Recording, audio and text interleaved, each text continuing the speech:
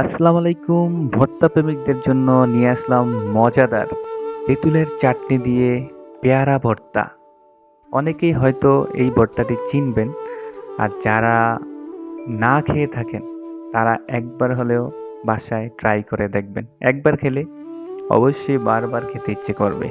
ভর্তাটি কিভাবে বানাতে হয় পুরো ভিডিওটি ধৈর্য সহকারে দেখবেন, তাহলে অবশ্যই আপনার ভর্তাটিও অনেক মজা হবে। আমরা সবসময় পেয়ারা লবণ মরিচ দিয়ে খাই, বাট আমরা ভর্তা বানিয়ে কখনো খাই না। তো একবার ট্রাই করে দেখুন, বারবার খেতে ইচ্ছে করবে। প্রথমেই পেয়ারাটা আমি যেভাবে কাটতেছি সেভাবে কেটে নেবেন।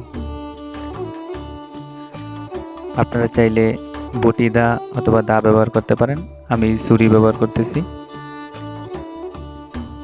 তো পেয়ারা ভর্তা বানানোর জন্য তেঁতুল লাগবে, এতটুকু পরিমাণ তেঁতুল নেবেন। তারপর 1 কাপ পরিমাণ পানিতে তেঁতুলটা ভালোভাবে মেখে নেবেন।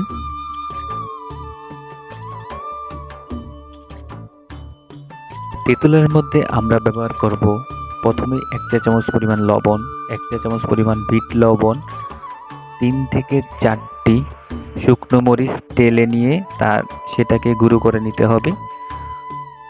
তারপর ধনিয়া পাতা কুচি আমরা ব্যবহার করব। তো এগুলি তেঁতুলের মিক্সের মধ্যে দিয়ে দিবেন। আর চিনির পরিমাণ আপনারা যতটুকু চিনি খান ততটুকু পরিমাণ চিনি দিয়ে তারপর মিক্সারটাকে ভালোভাবে মিশিয়ে নেবেন। তো আমরা এখানে ব্যবহার করেছি ধনিয়া পাতা কুচি, তেঁতুল, 1 চামচ পরিমাণ অথবা 2 চামচ পরিমাণ লবণ, 1 চামচ বিট লবণ, চিনি। চিনি আপনারা পরিমাণ মতো দিবেন, যে যতটুকু চিনি বা মিষ্টি পছন্দ করেন অতটুকু পরিমাণ দিবেন। সাথে বিট লবণটা অবশ্যই দিবেন, তাহলে স্বাদটা ভালো হবে। আমরা এখানে 4টি শুকনো মরিচ গুঁড়ো করে নিয়েছি, অ্যান্ড সাথে গুঁড়ো মরিচ এক চামচ গুঁড়ো মরিচ ইউজ করেছি।